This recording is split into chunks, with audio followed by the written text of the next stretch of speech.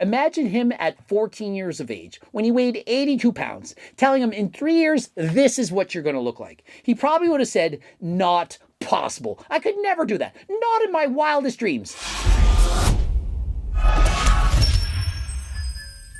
Coach Greg, and today, an insane natural body transformation. Or is it? Was it in fact done naturally? And so it all began at the tender age of only 14. He weighed in at only 82 pounds. He said this was the result of him being bullied by other kids, and it resulted in him having disordered eating. And so he went from skinny to muscular, put on over 60 pounds of muscle in just 3 short years. As you can see, at the age of 14, the guy is very lean. He has very low body fat levels. And by starving himself, not eating enough, having this low body fat, I'm sure his testosterone levels must have been in the tank. And so how could he possibly build muscle? Well, he couldn't. He wasn't supplying his body with the energy, the nutrients it needed to properly develop muscle. And so the end result, well, of course, he's going to be very skinny. He went from Steve Rogers to Captain America. And so if you look at this 3-year transformation, it does in fact look like he suddenly developed into Captain America.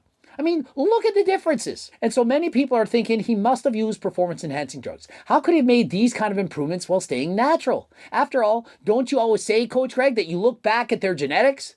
And so you're looking back and seeing this small, frail physique and thinking, those are horrible genetics. But here's the thing. If you're not eating appropriately, how can you determine if the guy has poor, average, or above average genetics? He quite literally could have amazing genetics, but without fueling himself, he's not going to have any muscle. Imagine Chris Bumstead crashed on an island, had no access to food for possibly 6 months. He'd probably lose 100 pounds of muscle. And you'd be thinking, there's no way this guy has genetics to turn into the next Mr. Olympia. Only you'd be wrong. He just lacked the nutrients. And so in a case like this, kind of reminds me when you look at a guy like David Lade, you can't judge them at an early age because they haven't been eating enough. And so many of you are probably going to say, oh, I see those photos. I see a little bit of gyno. And so he probably took SARMs or even steroids. But look at him even as back as age 14. There is slight puffiness in his nipples, and that is perfectly normal. A lot of people going through puberty, they have exactly the same type of thing going on. And so just because you see slight puffiness in the nipple, you can't say, oh, there's proof the guy's not natural. And so he was scared, petrified of getting fat.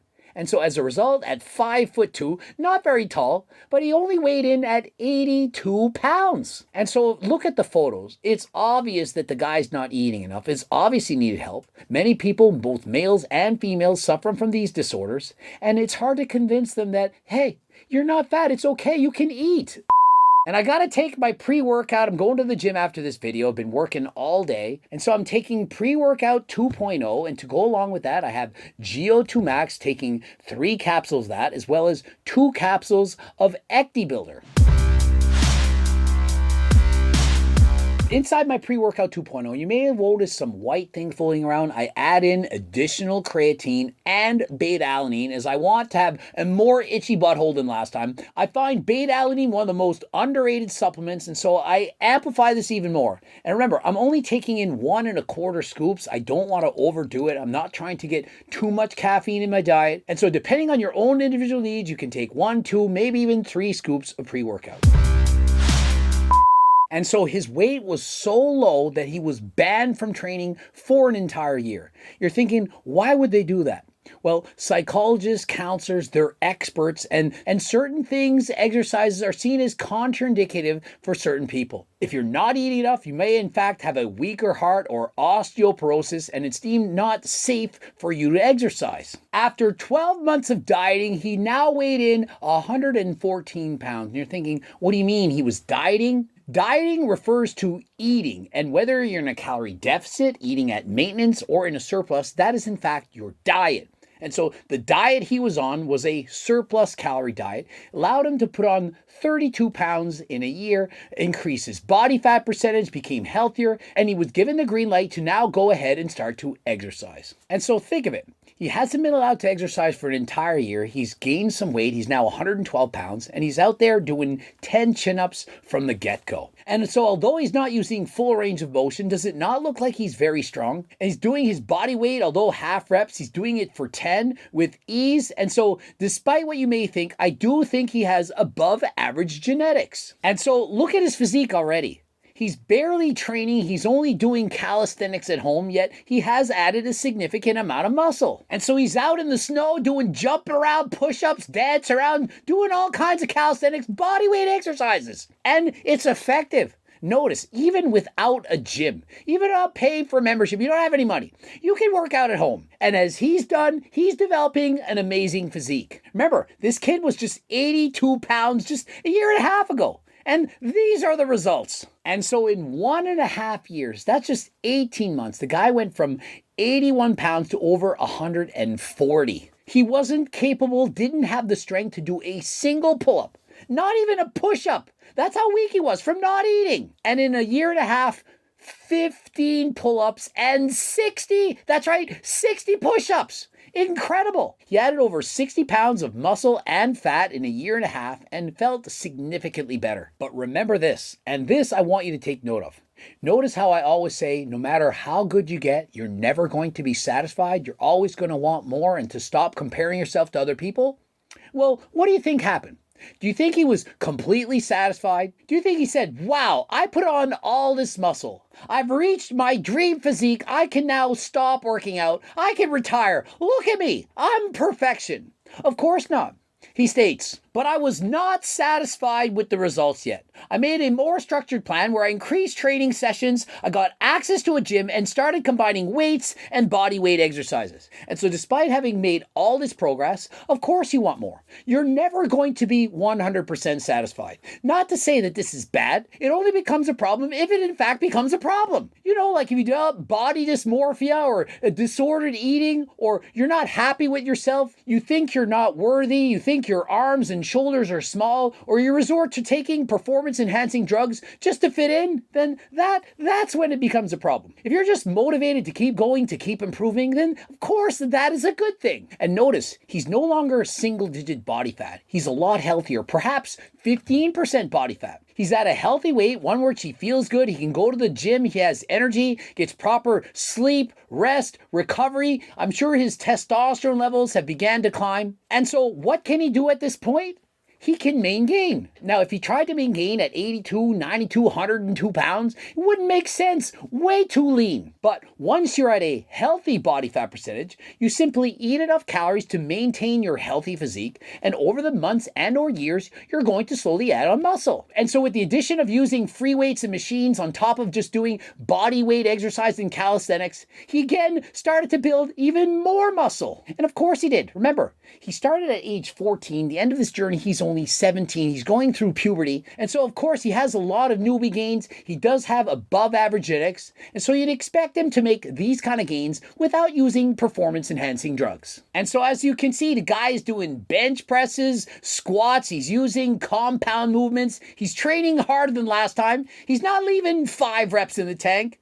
He's slowly progressive overloading so that he can continue to train harder. And he hasn't given up calisthenics. He's still doing those. He's doing a little of both. He enjoys that. He likes it. And so, of course, he's going to keep going. Remember, just as important as having the most perfect workout is, in fact, enjoying what you're doing. If you don't enjoy your workout, you're not going to keep going. And so if you like calisthenics, you like training in the gym, you like both, please continue to do so. And so he's saying, I often failed. But remember, in the gym, that is one place where failing is in fact a positive. And so if you're doing a set of 10, and the 10th rep, you can only get it halfway up and your spotter has to help you and you failed on the set, that's okay. You failed to get the rep, but what you did do is succeed in pushing past failure. You went harder than last time. That is going to allow you to get great gains in the gym. Just remember, don't overdo it. Don't overtrain. Leave your ego at the door. Practice good form. He fails this bench press attempt. You can see his butt is getting off the bench. He may in fact be ego lifting at this point. And so please be careful. And if you notice you're really sore the next day, the next time you train, perhaps take a deload day.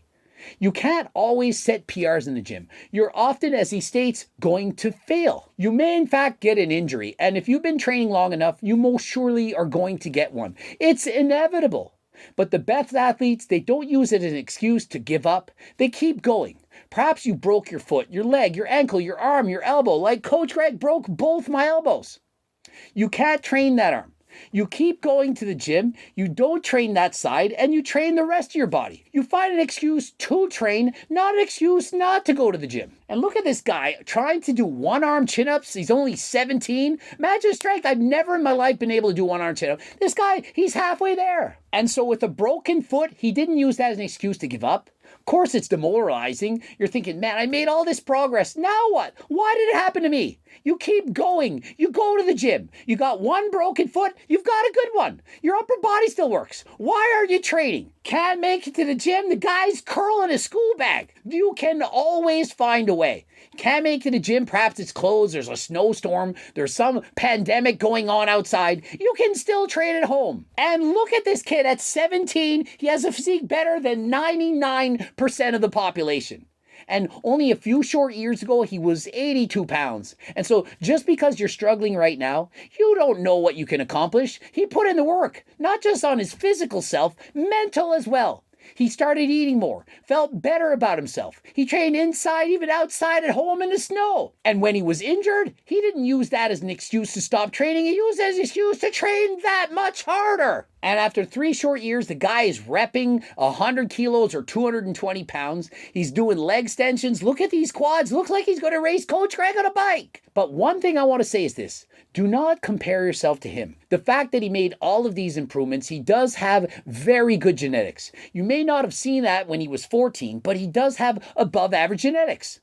And so just because he made these kind of improvements, if you don't make the same kind of improvements, doesn't mean you did it wrong. Don't compare yourself to him. Compare yourself to yourself. Any improvements that you make, you base them on yourself. If you're progressing, you're putting in the work, you're trying your hardest, then you win. Regardless if you gained only 1 pound of muscle in a year or 100. If you tried your best and you improved, you have won. And he's doing the one-arm chin-up. I mean, look at this guy. And so imagine if I compared myself to him and said, this guy's doing muscle-ups, one-arm chin-ups. I can't do those, and so I feel horrible about myself. That is not the way you do it. You don't compare yourself to other people. And so perhaps he's better, more gifted in some things, and you might be gifted or better at others. But the point is this. Just do your best. Be all that you can be. Be proactive. Do 150 minutes of cardio a week for your heart. Also, lift weights, build more muscle, eat a healthy diet, get plenty of sleep.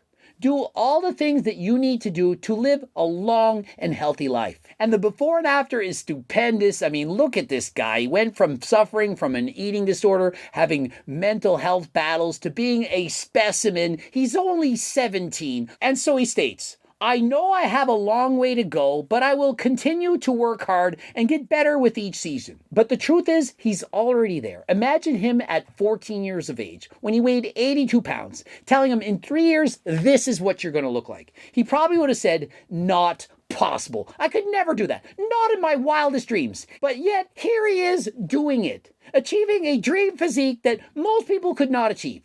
And his comment, I have a long way to go yet. And so the reason for that is no matter how good you get, you then reestablish a new goal. No matter how good you get, you're always going to want more. I'm not saying that's bad, but please keep in mind that you should be satisfied along the way. It's not about the destination once you achieve that dream physique. It's all about the journey. Enjoy the ride. Enjoy all the gains that you make. And never think that you have to be better, to look better, to have a lower body fat percentage, or build more muscle, or to be more aesthetic. You are worth it. You're worthy to be here, to be loved by other people. You don't need more followers, more money, more height, more muscle, nothing. But remember this, your body is a temple and you should treat it as such. You owe it to yourself to be all that you can be, to put your best foot forward, to be proactive with your health. And so don't neglect it. Hopefully that motivated you. You can do it. You are worthy. Remember, what's on the inside is what truly counts. The exterior shell we walk around in, nothing wrong with trying to improve it. But remember, it's only the outside. Do your best to be the best person inside and out. Ending it here. Subscribe, click the bell button, comment for your algorithm, give me a like if you liked the video. It would help me so much. Please do that if you can. Also, watch one of the bloops. Follow me on Instagram, Greg Doucette, IPE Pro. And of course, we have cookbooks, training books, coaching plans by me and my team, the Circle Diet book, the Harder Than Last Time clothing line. You can check that out, as well as Harder Than Last Time supplements. And until next time, I am out.